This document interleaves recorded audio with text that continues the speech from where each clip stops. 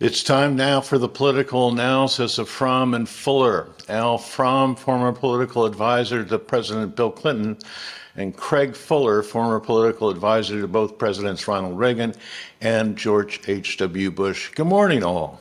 Al, I'd like to start with you. You know, one of my favorite jokes from Jack Paar was that when he was told that his daughter was going to bring home boys on dates, he said, make sure they don't scare the family dog. It looks like the selection of Tim Walz as Harris's running mate is the equivalent. It's just been a remarkably unique choice. What's your take?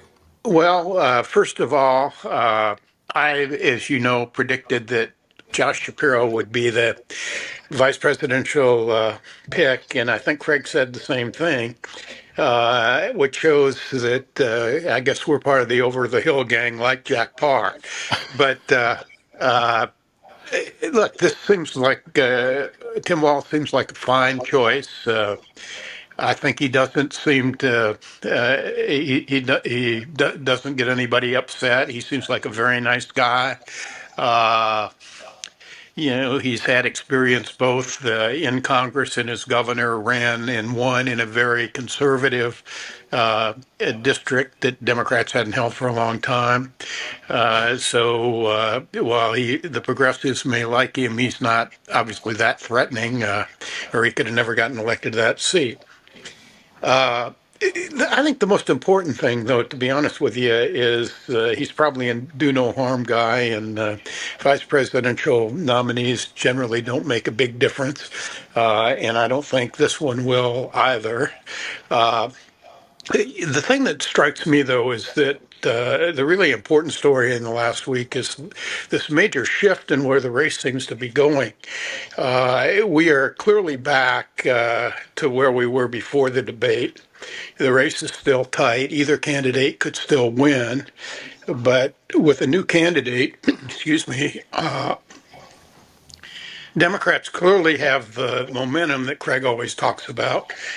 And Nikki Haley, I think, may prove to be right when she said the first party that gets rid of its 80-year-old octogenarian candidate will win.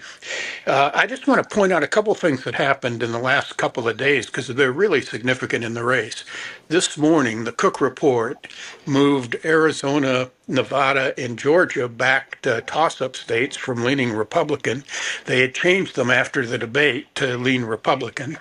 The Nate Silver Index, which I think is the best, has Harris now as a slight favorite for both the popular vote and the Electoral College, which is quite something, because he has her leading in the polling, and he does a different kind of polling analysis to to take into account the quality of the polls, both nationally and in the blue wall states, and that's important because she's up a little bit in Pennsylvania, Michigan, and Wisconsin in his ratings. And then this morning, I haven't had a chance to look at the internal, so I'm just going to give you a quick overview. And that is the new Marquette Law School poll, which I think is generally regarded as a pretty good poll, has Harris up by 6 among likely voters in a two-way race, and by 8 when you include RFK Jr. and the other minor candidates. That's outside the margin of error. So that's one thing. The second thing that is really striking to me, and I think we got to talk about, is that while Harris and Walz are doing this swing through the swing states, Trump has only one stop this week, and it's in Montana. Of all crazy places, why do you go out there? Now they've started a swift boat type attack on Walz yesterday. Maybe it'll have legs. I suspect probably not. It's always hard to go back home with the same attack. But they really seem baffled on how to go after Harris. And to me, that raises a question. And this is what I'd like to discuss. What's wrong with Trump? Is there something wrong with him? He's hiding in Mar-a-Lago. He had a strategy that was absolutely dependent on Biden. And, we've talked about the last 3 weeks, but it can't be any more clear. Without Biden in the race, Trump is the old guy. He looks old. I saw a story that was cited in Politico this morning in the about a study about how he is degenerated mentally, and I think that could be much more of an issue. And so the issue that he expected to win on might be very well be the issue that he loses on. Just one more quick point. This honeymoon for Harris will likely end, and she really needs to focus on the swing voters in swing states, and that's more than doing rallies with your supporters. You got to figure out how you're going to get the voters who you need to get to win the election. And I think she needs to do two things. One is she needs a defining idea, and I think she needs to look no further than to Westmore in Maryland. He's made service a central element of his administration. She needs something that shows she's going to move to the center, that adds responsibility to her excellent themes of freedom and opportunity. Greg, what's your take on the Minnesota governor? Well, I'll come at it from in a little different way. Really, two moments in the last few days. First, yes, I also thought Josh Shapiro was the likely vice presidential nominee. But the first moment that I want to talk about is watching his speech in Philadelphia. It really did hit me that there's some validity to this notion of chemistry, because he is, one hot personality who clearly wants to be in charge. And my guess is, Kamala Harris has been the one standing behind a president calmly, offering her advice quietly. It was kind of hard to see how Josh Shapiro was gonna fit that mold. But the other thing I thought as I watched him was, wow, she's just given this guy an assignment. Everybody says he's got a great future. He's young. He's got a lot of promise. First-term governor. And I thought, well, all that is true, provided he delivers Pennsylvania for the Harris-Walz ticket. And so rather than losing the opportunity somehow, I think she's turned him loose to go carry his state, which is something he knows about, and politically he knows he has to do. And I also, in that moment, wondered, how would this guy play in Michigan and Wisconsin and throughout the Midwest, where she also has to pick up votes? So I suddenly realized there's a lot more merit to the choice she made than I had appreciated. The second moment, though, was yesterday, and for reasons I'm not sure I can even explain, I was watching the live feed from the Harris-Walz rally in Wisconsin, and through YouTube, and I was doing some work, and they were playing music, and it was a hot day, and a sunny hot day, and Walz came out first, and he had the crowd really whipped up. They were very excited. He was pretty much giving a version of the speech he gave in Pennsylvania. And all of a sudden he paused, and he looked down at the audience, and he said, there's a person who needs help. And from the stage, he began directing the assistance to the first responders to the person who probably had fainted. And he said, everybody drink water. It's a hot day. And then he just stood back and let the first responders deal with the person in need. But he kept looking at the crowd, and then he spotted another person who might be in trouble. He directed people to that person, and then he stood back and waited. And it's a small moment of thousands of events that will occur, but it showed to me kind of a compassion and a grace, if you will, because not a lot of politicians would know what to do standing up on that stage. But I think the coach knew, number one, what the problem was. Number two, he needed to stop talking and get assistance there immediately. And he didn't really start talking until he told the crowd that they had the person standing, and everybody applauded. And then extemporaneously he said, that's what we do here in this part of the country. We look out for one another. And so it was It was just a moment. It was captured by local news. It won't make it be a national story. But I do think he relates to the very people, and Al was talking about the very people in the middle that have to be convinced that Harris and Walz are the ones they're most comfortable with. I think he probably relates to those much more than Josh Shapiro would, at least now. In the future, he'll probably be even better. And as I say, his job is to deliver Pennsylvania. You know, Al, when we look at the next couple of weeks before and after the Democratic convention, when do we see the Walz effect? The Walz effect may not be a great effect that we, excuse me, can see in the polls. It may be worth a point or two, but vice presidential candidates, unless they do something bad, aren't likely to have much impact in the polls.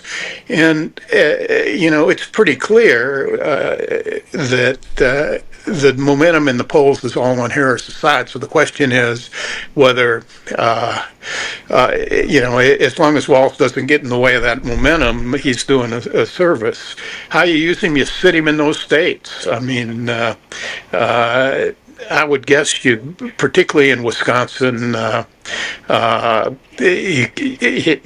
Minnesota's right next to Wisconsin, and I think Wisconsin is probably one of the toughest races.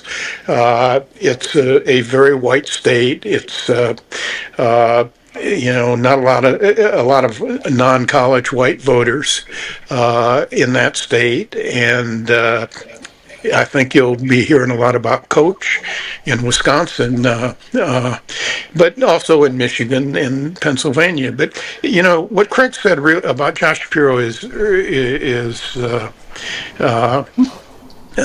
really right. As I watch him, I mean, he'd be a hell of a presidential candidate. But he may not really be suited for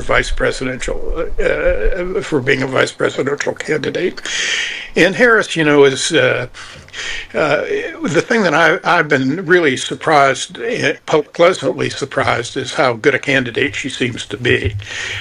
She seems to handle situations well. Last night, when she was interrupted by, Palestinian demonstrators, she handled that in a really good soundbite way. She said, if you want to elect Donald Trump, keep talking, but I'm speaking now, and just stared him down. And I saw that all over Twitter last night, which is, and I thought that was pretty good. But because she's still defining herself, and I don't think she has, and she's done, the thing that surprised me, I said last week, she has this enormous, seems to have a sense of confidence, but still, when you want a vice presidential candidate who's not going to try to steal the show from you, and a presidential candidate needs to be confident that that's the case. We picked Al Gore, who obviously was later a presidential candidate on his own, and even before that had been one. But Bill Clinton had enormous confidence that nobody was going to outshine him on the ticket. So I think, that probably that had something to do with it. And also, and the other point that Craig mentioned is absolutely right, which is chemistry. And I think they campaigned well together. They clearly seem to like each other. And he gives the ticket an image, particularly in the Midwest, that Harris doesn't. So I suppose we're going to, he'll have his own plane, but he won't be going to the 2nd District of Maine as much as he'll be going to Eau Claire and Madison and Green Bay and all those cities in Oshkosh and Wisconsin. Craig, what's your take? What would you say to the Harris-Walz campaign on how you deploy the new nominee? I have maybe a different perspective, but I also spent 4 years as chief of staff to a vice president, and I think it has maybe more consequence than other people suspect. And I say that because while I agree with Al that we probably won't pinpoint, a bump in the numbers because of the vice presidential pick, I say that though because of what it does for the candidate for president. I mean, and for Kamala Harris, I think her donors, her supporters, the media think she made a wise choice, and that accrues to her benefit. I think she actually looks stronger in a way. I think together they just appear to be a stronger, more powerful set of campaigners, and I think that helps her. Very importantly, it's the things that we don't see, or the things they don't have to be doing, that Trump has to be doing. They're worrying about J.D. Vance. They're worrying whether they pick the right person. They're defending the choice with donors and supporters. He's stories in the New York Times. Trump's hearing from his friends, and then he's calling people asking, what's wrong with my campaign? What should I be doing? Those are things that Kamala Harris does not have to do now and probably won't have to do through the course of the campaign. So the choice of vice president is more than just driving up numbers in certain places by himself. It has to do with the overall conduct of the campaign and what it allows the campaign to do. I do think in this case, though, there is such a distinction. I mean, I mentioned the episode yesterday in Wisconsin. Same town, same airport. J.D. Vance was there. What does he do? With like 20 people in suits, and he's wearing a blue suit and a tie. Walz was tie, no coat, no tie at the rally. So that's the image in this town and in that media regional media area. That's Walz. J.D. Vance walks over to Air Force Two, and of course, and they let the press go with him. And he walks up to the press, and they say, "What are you doing?" And he says, "I'm here to look at my next airplane." And there was nobody to talk to. Some say he was trying to talk to Kamala Harris. I thought the whole thing looked foolish. There's pictures of it online now with literally 20 people in suits, most of them probably security and staff. And you think what, how to use the word, how weird is that? What was he thinking? Kind of reminded me of the time, Al, that Clinton found he was on the same tarmac as the Attorney General and decided to walk up and see if he could meet with her. These things don't work out so well. This kind of thing, and so I don't think J.D. Vance is a particularly strong choice. I don't think we know he's not seasoned at any kind of run for national office. But I do think over time the contrast between Walz and Vance is also going to benefit the Harris-Walz campaign, and therefore I think it's a pretty good choice. And the more we learn about him, frankly, the more interesting he is with military service and service in Congress, and he has a background that's more substantive than we knew at first. And that, by the way, that's another important thing. You've heard me say this before. What more are we going to learn about Donald Trump? But now we have somebody we can learn about. Donald Trump, by the way, who, as Al says, in this week where Kamala Harris is going to 5 or 6 states, he's down in Mar-a-Lago, issued a statement today that he's going to hold a press conference. I guess he's getting bored. That should be interesting. But it doesn't.